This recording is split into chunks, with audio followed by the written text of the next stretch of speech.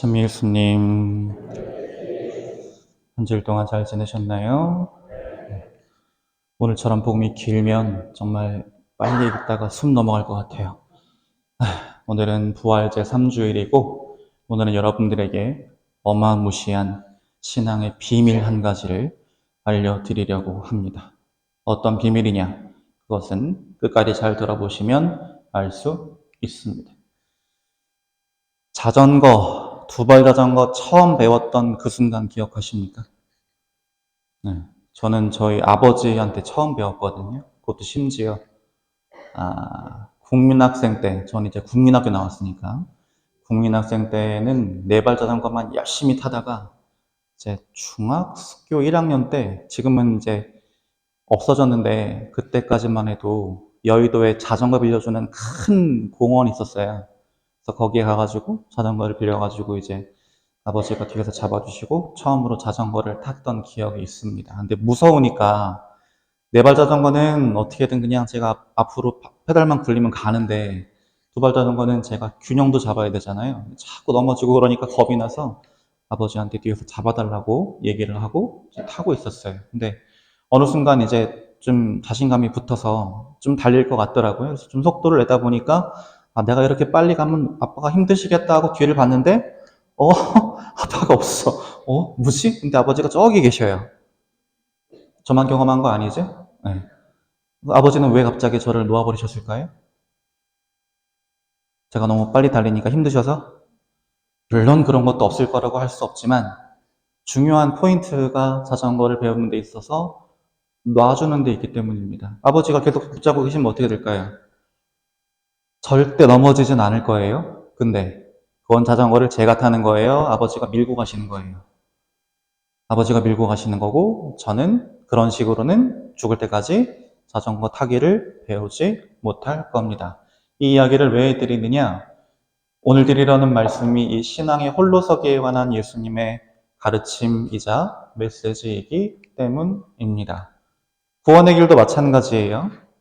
예수님께서 어디로 가야 할지, 어떤 것들을 지켜야 할지, 최종 목적지엔 무엇이 있고, 어떤 것들이 좋고, 뭘 조심해야 하고, 그런 것들을 하나하나 다 알려주시고, 그리고 구원의 길을 걷기 위해서 우리에게 필요한 힘과 용기도 다 주시지만, 가장 결정적이고 중요한 건 그 길은 우리가 내 발로 스스로 걸어야 한다라는 점입니다. 누가 대신 내가 걸어가야 할 구원의 길을 걸어줄 수 없어요. 우리 어머니 아버지가 열심히 성당에서 봉사한다고 해서 나는 지금 미사도 안 나가는데 구원받는 거 아니지요.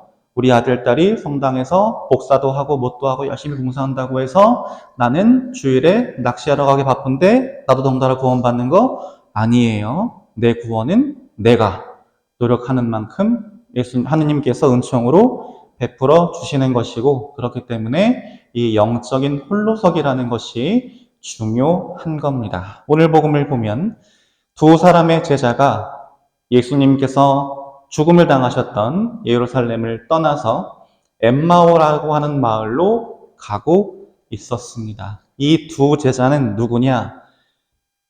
성경에 이름이 기록될 정도의 제자면 초기교회 공동체에서 굉장히 중요하고 큰 일을 하는 인물이라는 소리예요. 근데 둘 중에 한 명의 이름이 오늘 복음에 떡하니 나와 있어요.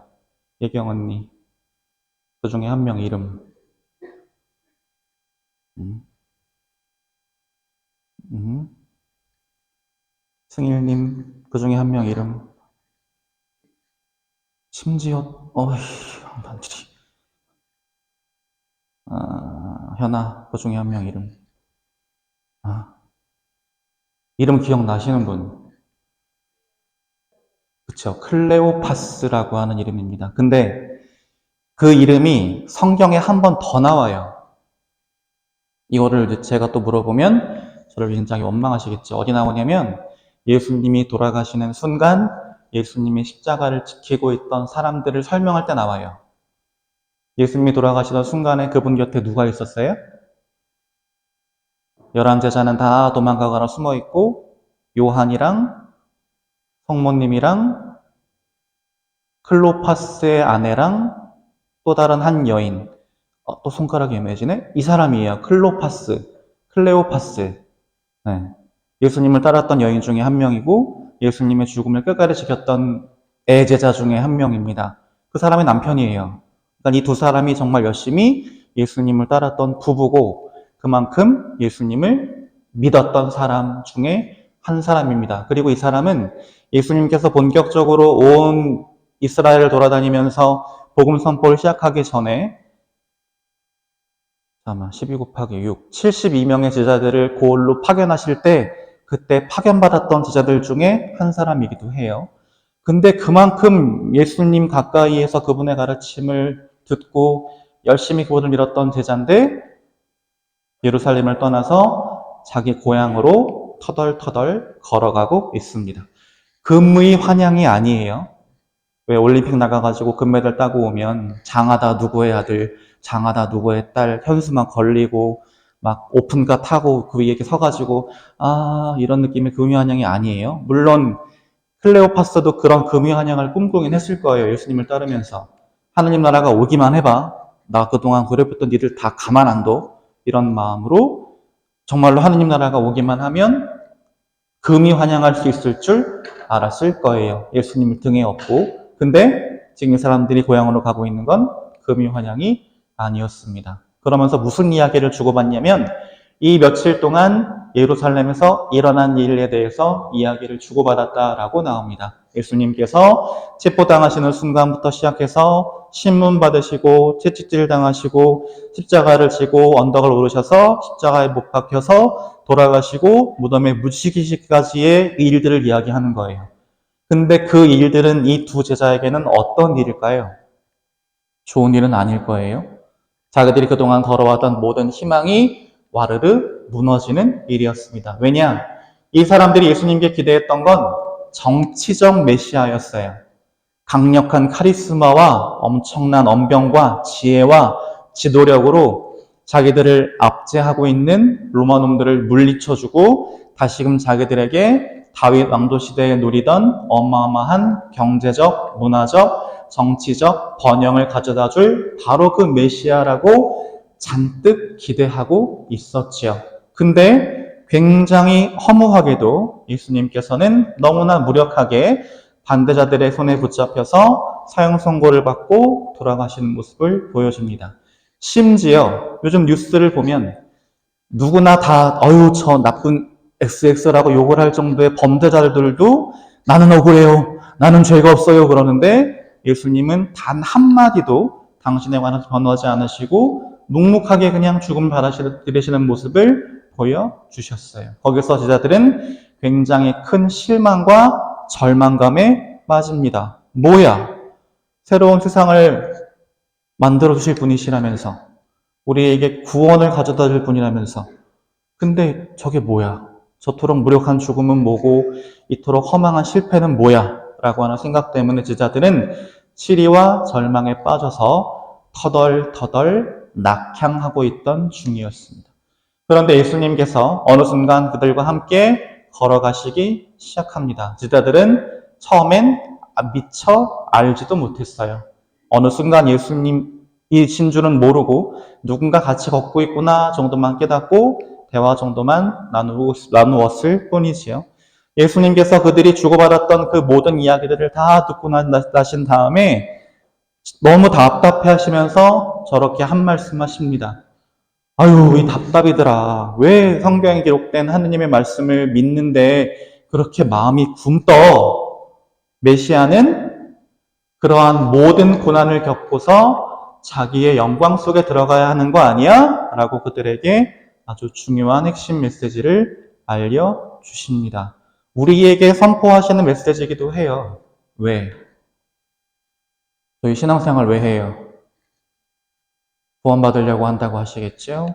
마음의 평화를 위해서 한다고 하시겠죠? 그리고 뭔가 하나님을 믿으면 좋은 일이 생기겠지라는 믿음도 있으시겠죠? 근데 여기에는 다 뭐가 따를까요? 과정이 따라야 됩니다. 그리고 대부분 그 과정은 우리가 힘들고 괴롭고 슬프고 어렵다고 해서 저기 밀어놓고 싶은 바로 그런 것들이에요. 하느님은 그런 것들로 당신 선물을 잘 포장해서 우리에게 그것들을 하나하나 뜯어보는 시간들을 통해서 그 선물이 얼마나 귀하고 소중하고 의미 있는지를 알려주시는 분이기 때문에, 그런데 제자들은 예수님과 함께 영광을 받으려고는 하면서도 정작 무엇은 생각하지 않았나요? 그 과정은 생각하지 않았어요. 좋은 거는 다 누리고 싶은데 과정은 싫어요. 시험에서 좋은 성적은 얻고 싶은데 공부하긴 싫어요. 어떡하라는 거야.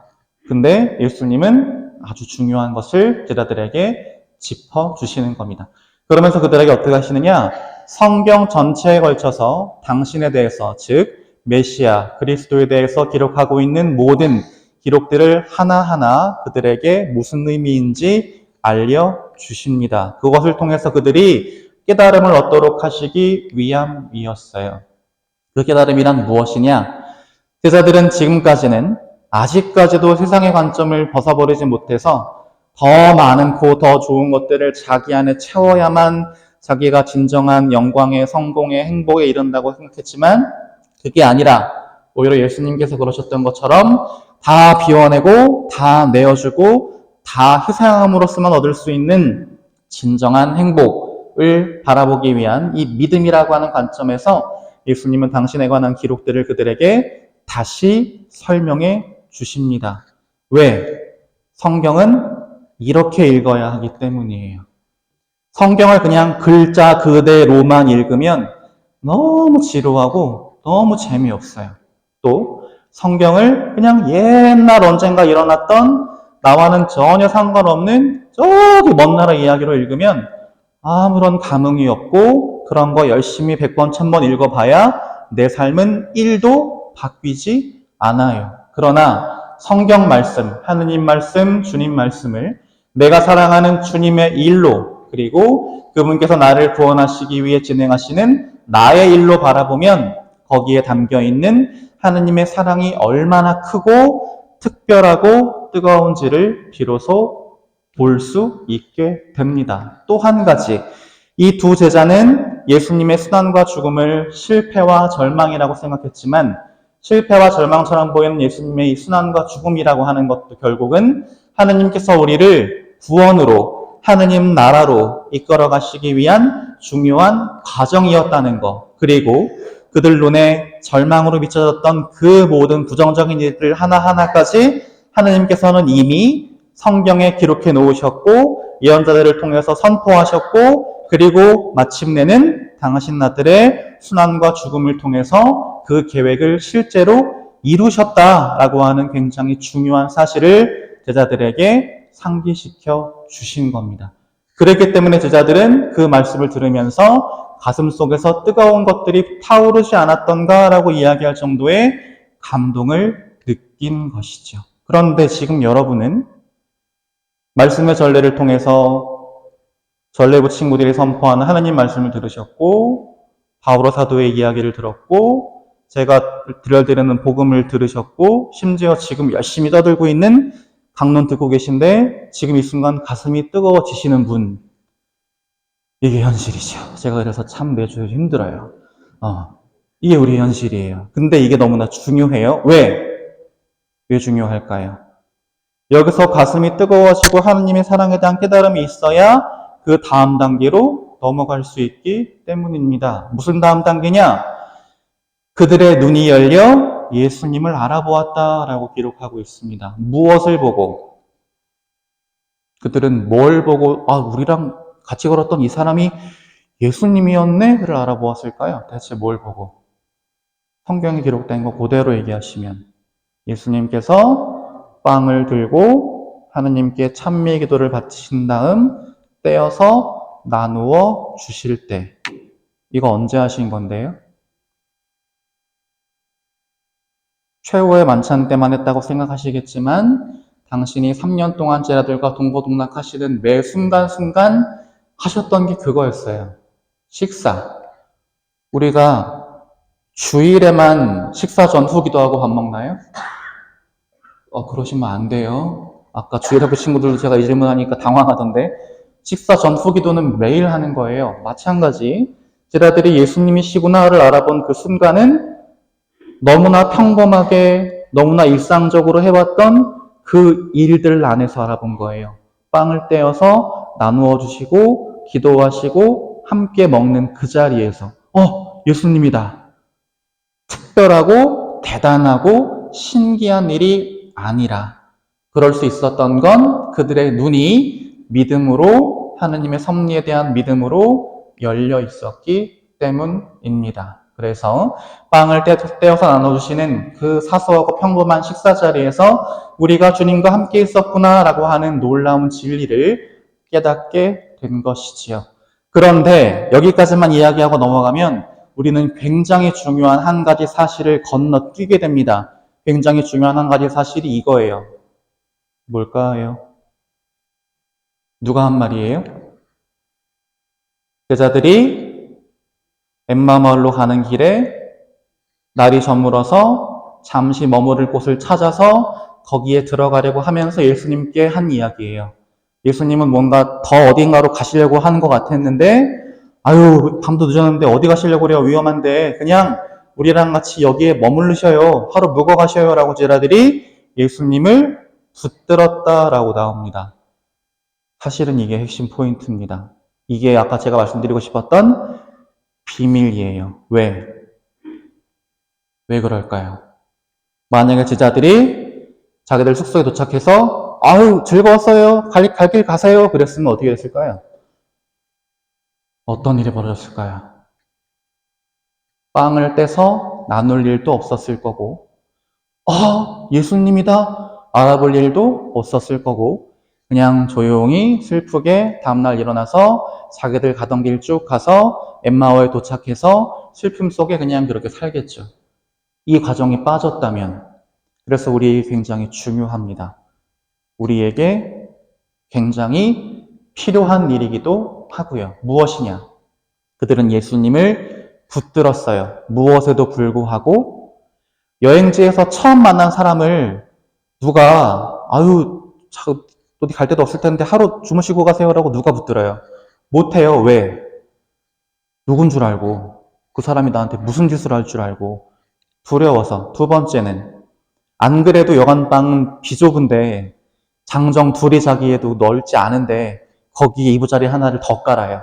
그리고 먼 여행길 준비하면서 준비해온 식량도 넉넉치 않은데 거기에 숟가락 하나도 또 얹어요.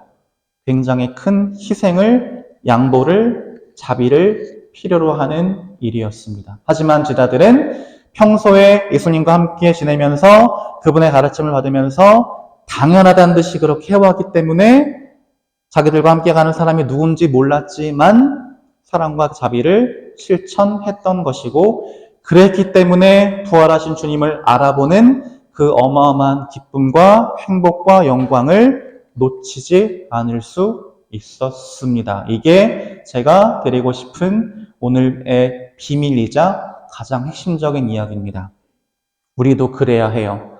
아까 말씀드렸던 것처럼 말씀의 전례 안에서 내 가슴이 뜨거워지지 않는다면, 그리고 제가 성체를 들어 올릴 때 예수님이다 하는 뜨거운 마음이 일어나지 않는다면 그건 무엇이다? 내 마음이 지금 사랑과 자비로 불타오르고 있지 못하고 있다라는 뜻입니다. 그렇게 백날 열심히 와봐야 무미건조하고 재미없어요. 늘 왜 신부님은 미사를 늦게 끝내요?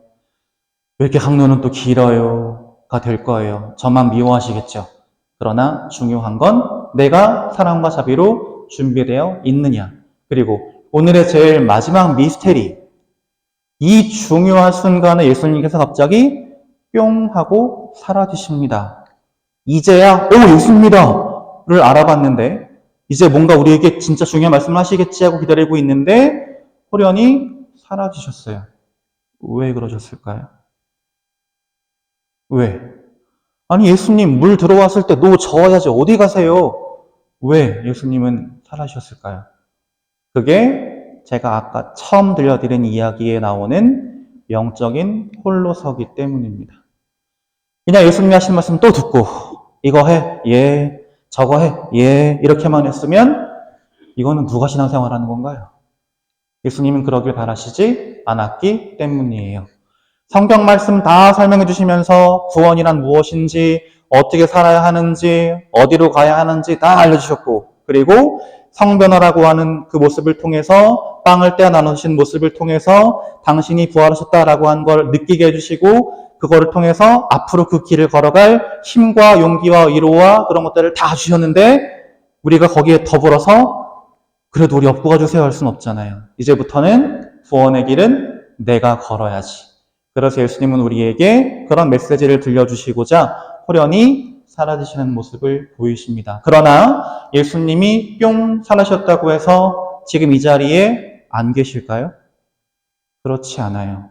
우리가 느끼지 못하고 깨닫지 못할 뿐입니다. 우리는 매 순간순간 예수님의 말씀을 듣고 예수님을 만나고 있어요. 어디에서? 지금 이 자리에서 만나고 계셔요.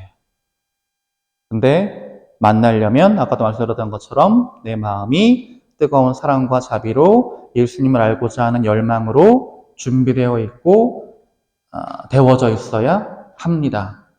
제가 처음 보여드렸던 그림 기억나세요? 기억 안 나시죠? 제가 일부러 이만큼만 가려놨어요. 근데 그 사진의 진실이 이거예요.